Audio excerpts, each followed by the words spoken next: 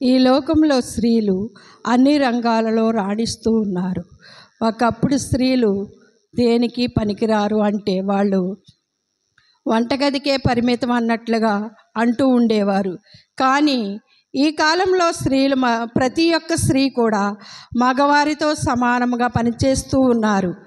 అయితే బైబిల్ ప్రకారంగా స్త్రీలు మౌనంగా ఉండాలి అని చెప్పుచున్నారు కదా మరి అని చెప్పేసి మాట్లాడుతూ ఉన్నారు.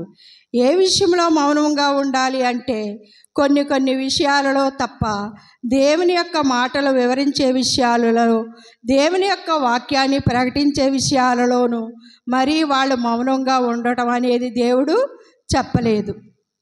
కేవలము స్త్రీ మౌనంగా ఉండాలి. మాట్లాడేటప్పుడు స్త్రీ మౌనంగా ఉండి ఆలకించి దానికి సరైన నిర్ణయము చెప్పేదిగా ఉండాలి. అంతేకాని మగవారిని ఎదిరించి ప్రకటించమని చెప్పేదిగా ఉండకూడదు. అది వివరించే విధంగా ఉండాలి అని చెప్పేది దేవుడు టోటల్గా అన్నాడు. కానీ స్త్రీ మౌనంగా ఉండాలి, ఏమీ మాట్లాడకుండానే దేవుడు చెప్పలేదు.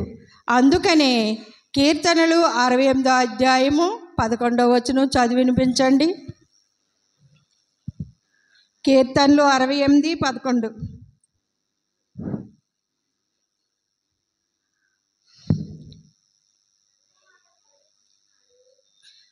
ప్రభు మాట సెలవిచ్చి ఉన్నాడు. సరిగ్గా చదవండి. 11 68వ అధ్యాయము 11వ వచనం. ప్రభు సెలవిచ్చి ఉన్నాడు, దాని ప్రకటించే స్త్రీలు గొప్ప సైన్యంగా ఉండాలి. అంతే. చూడండి 68:11 ఏమని రాస్తాడు దేవుడు? దేవుని వాక్యాన్ని ప్రకటించడం స్త్రీలు గొప్ప సైన్యంగా ఉండాలని చెప్పి మరి ఇక్కడ వాక్యం ఎందుకు ఇలా వ్రాయబడి ఉంది?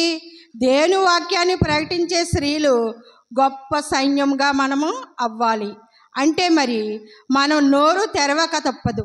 మనము ప్రకటించే స్త్రీలుగా, ప్రవర్తనీయులుగా ఉండాలి. స్త్రీలుగా మనకు దేవుని యొక్క ప్రేమని, దేవుని యొక్క కృపని, దేవుడు చేసిన అద్భుతమైన కార్యాన్ని వివరించే విషయంలో మనము ఏమాత్రము కూడా మౌనముగా ఉండకూడదు. ఇలా దేవుని వాక్యం ప్రకటించడంలో మౌనం వహించక తన యొక్క వాక్యాన్ని ప్రకటించిన స్త్రీ మనము ఈరోజు ధ్యానించుకుందాము. ఆ యొక్క స్త్రీ పేరు హుల్దా. ఈమె బైబిల్ గ్రంథంలో ఉన్న ప్రవర్తనలో ఒక ప్రవక్తనిగా మనం ఈమె యొక్క హుల్దా గురించి చెప్పుకోవచ్చు. బైబిల్ గ్రంథంలో చాలా ప్రవర్తనలు ఉన్నారు. మరి దానిలో ఒక భాగంగా ఈ యొక్క హుల్దా తీసుకున్న నిర్ణయం ద్వారా దేవుని యొక్క కార్యం ఎంత గొప్పగా జరిగిందో మనము తెలుసుకోవచ్చు. ఈమె గురించి బైబిల్ గ్రంథంలో 2 ప్లేసెస్లో వ్రాయబడి ఉంది, 2 చోట్ల రాయబడి ఉంది. అయినప్పటి నుండి ఈమె ఆ చిన్న ప్రకటన ఆమె యొక్క దేశంలో ఎంతో మార్పుని, ఆ యొక్క రాజులో మార్పుని తీసుకువచ్చింది. మరి ఈమె గురించి మనం ఈరోజు ధ్యానించుకుందాము. ముందుగా హుల్దా అనే మాటకి అర్థం పొడవైన, సన్ననిది అని అర్థము. ఈమె గురించి బైబిల్ గ్రంథంలో 2వ రాజుల గ్రంథము 22వ అధ్యాయము 11వ వచనం నుండి 20 వరకు ఇందాక చదివారు కదండి, ఇంక మరలా వదిలేండి. చదివినట్లయితే మనకు వ్రాయబడి ఉంది. ఇక్కడ 14వ వచనం ఒకసారి చదవండి అమ్మా. కాబట్టి యాజకుడైన హిల్కియాను, హల్కాపును, అగోరును, షాఫానును, ఆషాయను ప్రవక్తయగు హుల్దా యొద్దకు వచ్చిరి. ఆమె వస్త్రశాలకు అధికారి అయి అహర్షకు క్వాకు కుమారుడైన షల్లూమునకు భార్య అయి యెరూషలేములో 2వ భాగమందు కాపురస్తురాలై ఉండెను. ఈమె వద్దకు వారు వచ్చి మాట్లాడగా వారితో ఇట్లా నేను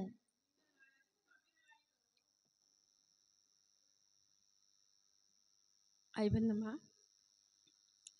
చూడండి 14వ వచనంలో చూసినట్లయితే ఈమె వస్త్రశాలకు అధికారియగు హర్షాషుకు పుట్టిన తిక్వా కుమారుడైన షల్లూమునకు భార్య. ఎవరికండి భార్య? షల్లూమునకు భార్య అయి యెరూషలేములో 2వ భాగమందు కాపురస్తురాలై ఉండెను. ఈ యొక్క వచనం బట్టి చూస్తే ఈమె యొక్క వస్త్రశాలకు అధికారి అయి, ఈయన షల్లూమునకు భార్య అంటే, వస్త్రశాలకు అధికారి అంటే కుట్టు పని చేసేవారు, టైలర్గా మనము చెప్పుకోగలము. ఇక చూసినట్లయితే రెండో దినవృత్తాంత గ్రంథములు 34వ అధ్యాయము 22వ వచనము.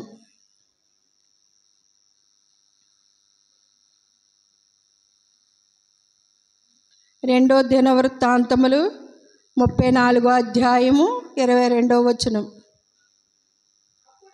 అప్పుడు తిగ్గాయును రాజించిన వారును సంగతిని గూర్చి హర్షారినకై హల్షుష్కు పుట్టిన తిక్వా కుమారుడును వస్త్రశాలకు పై విచారణ కర్త అయినకు షల్లూము యొక్క వారి అయిన హుల్దాను ప్రవక్త యొద్దకు పోయి ఆమె అప్పుడు యెరూషలేముకు చేరిన 2వ భాగంలో కాపురం ఉండెను.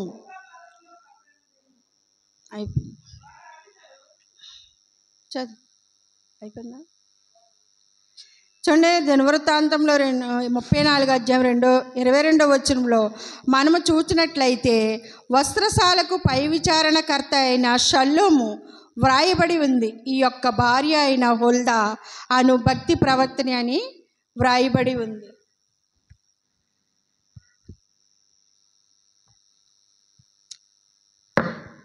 షల్లూము వస్త్రశాల మీద అధిపతిగా ఉంటూ ఆయన క్రింద కొంతమందికి పని కల్పించు ఉన్న వ్యక్తిగా ఈమె యొక్క షల్లూమునకు కనబడుతూ ఉన్నాడు. మరి చూడండి, స్త్రీ పాత్ర ఎందుకంటే చూస్తున్నాము, పనిలో ఒక పాత్ర కూడా ఉంది. అంటే త్వరగా తన ఆ బిజినెస్ని అంతగానో ముందుకి రాణించే దాన్ని బట్టి క్రింద కొంతమంది పని చేయడానికి పెట్టుకొని ఆ యొక్క పనులు చేస్తూ ఉన్నారు. భర్త చేస్తున్న పనిలో చురుకైనదిగా మనము చెప్పుకోవచ్చు. ఈ రీతిగా స్త్రీ ఆ యొక్క భర్త విషయంలో, ఇంటి పనులలో విషయాల్లో చేసుకుండటమే కాదు కానీ ఇంకా ఈమె ప్రవచించే విషయంలోనూ ఒక ప్రవక్తనిగా ఉంది అని మనము చెప్పుకుంటున్నాము. మరి అదే దినవృత్తాంతాలు మనము ఇక ముందుకు చూస్తే ఈమెను ఇక్కడ వ్రాయబడి ఉంది, షల్లూము యొక్క భార్య అయిన హుల్దా అను ప్రవక్తి.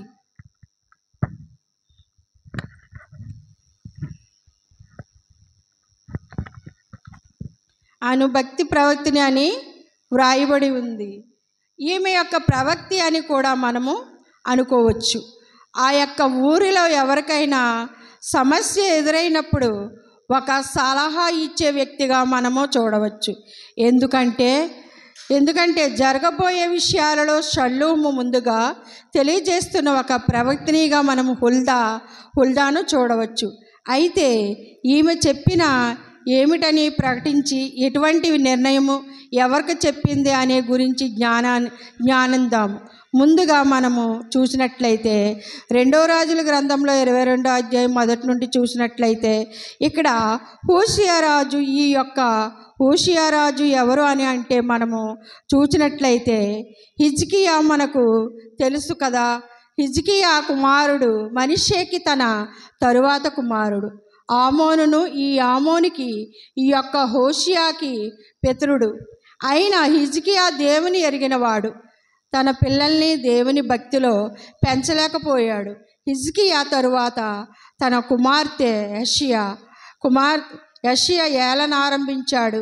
55 సంవత్సరాలు పరిపాలించాడు, కానీ ఎక్కడ కూడా దేవుణ్ణి ఆయన ఎరగలేదు. విగ్రహారాధన సెకనుగాండ్లను ఆశ్రయిస్తూ పూజలు చేస్తూ వేరొక రాజు చేతిలో బంధింపబడి ఉన్నాడు.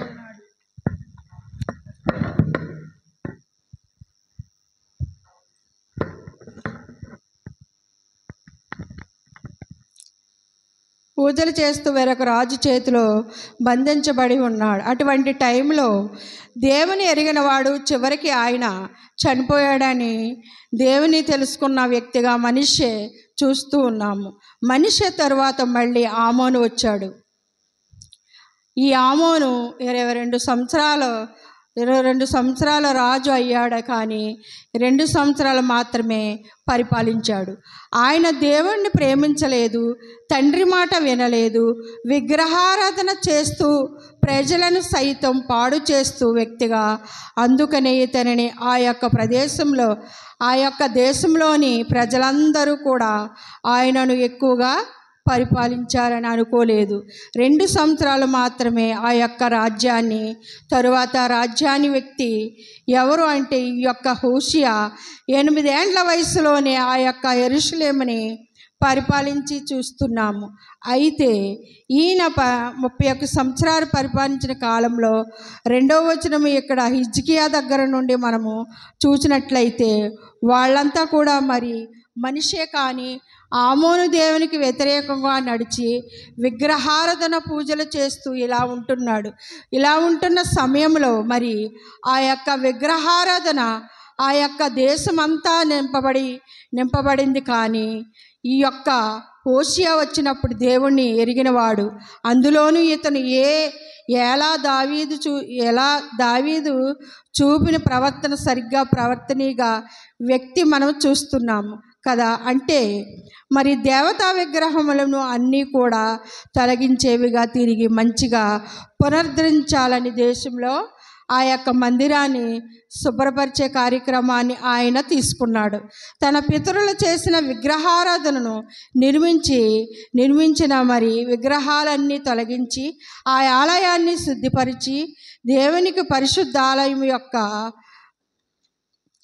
మందిరాన్ని శుభ్రం చేసే పనిని తీసుకున్నాడు.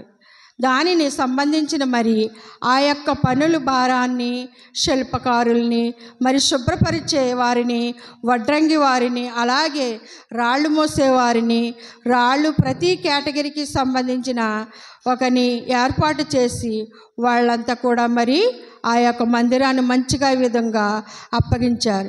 ఇలా మరి యొక్క మందిరాన్ని పరిశుద్ధపరుస్తూ ఉండగా ఇక్కడ హిల్కియా అనే ఒక వ్యక్తిని గ్రంథం అనేది కనిపించింది. ఒక గ్రంథం కనిపించింది. ఇక్కడ ఇది ఎటువంటి గ్రంథం, ఏది చాలా పురాతనమై ఉంది, దీనిలో మరి ఏమని వ్రాయబడి ఉంది అని ఏమిటా అని అసలు చెప్పేది ఆ గ్రంథాన్ని రాజుకి అప్పగించాడు. అప్పుడు ఈ యొక్క హోషియా ఏమి చేశాడు అంటే, గ్రంథం ఏమిటి, దానిలో ఏముంది, ఏమని వ్రాయబడి ఉంది వారి ద్వారా చదివిస్తారు. అప్పుడు ఆ రాజు మాటలన్నీ కూడా ఆయనకి అర్థమయ్యి అంతగానో బట్టలు చింపుకొని మరి తన ఎంతో దేవుని దగ్గర విచారణ చేస్తారు. దీనిని ఏమన్నా పరిష్కారం అవుతుందో లేదో అని కాకుండా ఏమన్నా వ్యక్తిపరుస్తారేమో, ఎవరైనా చెప్పి కలిగించేవారు ఉన్నా ఏమో అని విచారించమని తన యొక్క పని వారికి అప్పగిస్తారు. అటువంటి సమయంలో మరి హుల్దా యొక్క ప్రవర్తన ఉంది. అక్కడ ఉన్నవారు ఆ యొక్క పనివారు ఆ యొక్క హుల్దా దగ్గరకు వస్తారు. వచ్చినప్పుడు మరి వారి విషయమై ప్రకటించి, చూడండి ఎంత ఇక్కడ హుల్దా యొక్క ధైర్యాన్ని చూడగలుగుతున్నాము.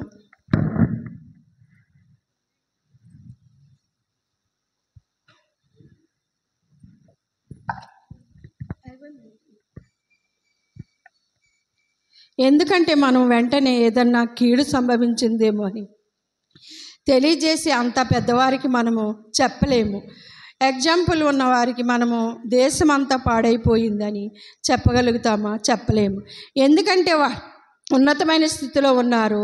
మన మాట నమ్ముతారో లేదో, చిన్నచూపు చూస్తారేమో, ధైర్యం చేయలేకపోతాము. కానీ ఇక్కడ హుల్దాలో చూడవలసిన ఏమిటి అంటే ధైర్యంగా మనము చూడవచ్చు.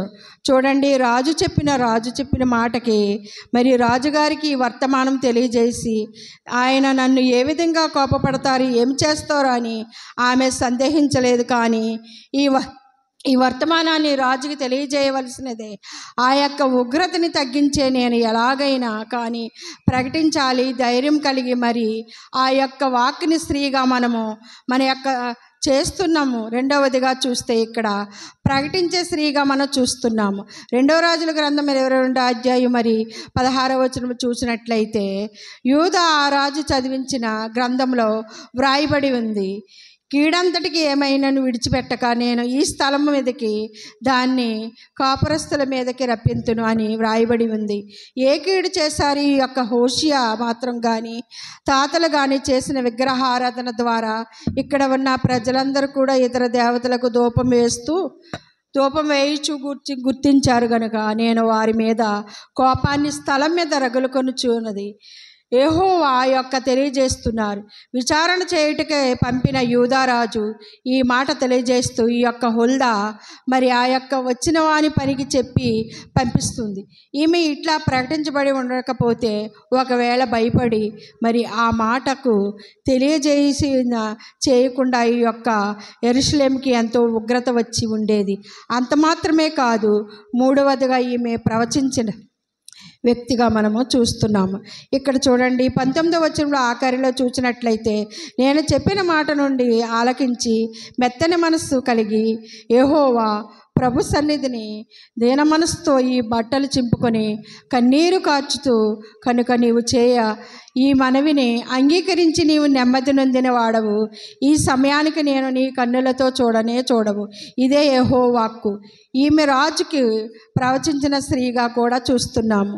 చూడండి, మరి ఆ రోజు ధైర్యంగా చేసి ప్రకటించి ఉండకపోతే ఈరోజు ఈ యొక్క ఉగ్రత వచ్చి ఉండేది కాదు. మరి ఆ యొక్క కీడు జరగకపోతే చూడు, దేవుడు చెప్పిన ప్రవచనాన్ని కూడా వ్యక్తం చేసి స్త్రీగా మనం చూస్తున్నాము. ఈ స్త్రీ ధైర్యం చేసి మరి ఈ యొక్క కీడంతని కూడా ప్రజల మీదకు వచ్చి ఉండేది. ఆ యొక్క ప్రజలందరూ కూడా దేవుని ఉగ్రతలోనే ఉండేవారు. హుల్దా ప్రకటించిన ఆ యొక్క దేశాన్ని ప్రజలందరూ కూడా దేవుని సన్నిధిలో మొర్రపెట్టి దేవుని బ్రతిమలాడి మరి ప్రార్థన చేసినప్పుడు దేవుడు వారి ప్రార్థన మొర ఆలకించి వారికి తిరిగి మరి ఈ యొక్క ఉగ్రత ఈ యొక్క హోషియా ఉన్నంత వరకు రాదు. ఆ తరువాత చేసే దేవుడు సెలవు ఉంచాడు. ఈ యొక్క హోషియా ఆ వర్తమానం విన్న తరువాత 36 సంవత్సరాల ఆ యొక్క రాజ్యాన్ని ఎలాగో 36 సంవత్సరాల వరకు కూడా ఆ యొక్క దేశం మీదకు ఉగ్రత రాకుండా కాపాడుతూ వచ్చాడు. దేవుడు కాపాడాడు. చూడండి, ప్రకటించే స్త్రీలుగా మనం ఉండాలి. కానీ చెప్పి ఇలాగే మనం తెలియజేసిన విషయాలు కూడా దాన్ని పెట్టకుండానే జరిగిపోయే రాబోయే ఈ ఉగ్రతకు మనము తప్పించేవిగా ప్రకటించే స్త్రీలుగా ఉండాలి. దేవుడు సమీపంగా ఉన్నాడు, రాకడ సమయంగా ఉంది. మరి దేవుడు ఉగ్రత వచ్చినప్పుడు అందరూ కూడా ఎత్తబడాలి. మనం ప్రకటించే స్త్రీలుగా ఉండగలుగుతున్నామా? ఒక్కసారి ఆలోచించండి. ఈ హుల్దా ఆ రోజు ప్రవచించక ఉండకపోతే, ధైర్యం చేసి ఆమె చూడకపోతే, ఎవ్వరు ఏమి అనుకుంటారని ఉండకపోతే మరి ఈరోజు ఆ యొక్క పట్టణంలో ఆ యొక్క హోషియా ఉండేవాడు, ఆ క్షణం చనిపోయి ఉండేవాడు. కానీ మరి ప్రకటింపబడే ఆమె యొక్క ప్రజలు అలాగే ఉంచినంత కాలము ఎంతో జీవించగలిగాడు. మరి ఆ స్త్రీ భయపడి ఈ యొక్క మార్పుని కాబట్టి స్త్రీలు ఎక్కడ ప్రకటించబడాలో, ఎక్కడ ప్రకటించి స్త్రీలుగా ఉండాలంటే, కానీ నేను స్త్రీని కదా, మరి అధికారంలో తక్కువగా ఉన్నాను, ఇలాగ మనం ఎంతో ఆలోచించి వస్తూ ఉంటాం. కానీ అది న్యాయమే, సరైనది అయి ఉండాలి. మనము చెప్పే విషయాలలో భయపడవలసినదిగా మనం ప్రకటించే తీరాలి. ఎందుకంటే రాబోయే ఉగ్రత దానికి మనము ప్రకటించే వారిగా ఉండాలి. పురుషులకి కావలసిన సలహాలు ఇచ్చే విషయంలో స్త్రీలు కూడా ప్రముఖ పాత్ర వహించాలి. చెప్పి ఉంటాము కదా, మరి పురుషులు యొక్క విజయం వెనుక ఆ యొక్క స్త్రీ పాత్ర ఉంటుంది అంటారు కదా.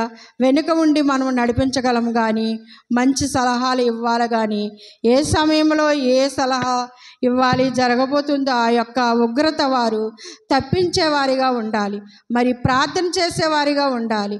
అలాగే మనము కుటుంబం కోసం, మన దేశం కోసం, ప్రజల కోసం, నశించిపోతున్న వారి కొరకు, పేదవారి కోసం ప్రతి ఒక్కరి కోసం ప్రార్థన చేసేవారిగా ఉండాలి. వారి కోసం మరి ప్రార్థన చేయాలి, మరి ఏమైనా మరి యొక్క ప్రజలకు తెలియజేసేవారిగా ఉండాలి. ఏ విషయంలో మనం భయపడకూడదు. ఎక్కడైతే మనము చెప్పాలని సరైనది అయినప్పుడు మరి భయపడవలసినదిగా ఉండకూడదు. ఈ యొక్క హుల్దా కూడా ధైర్యం చేసి, అలాగే స్త్రీలందరం కూడా మనం ధైర్యంగా హుల్దాలాగా మనం ఉండాలి. ఈ వాక్యము ఆమేన్.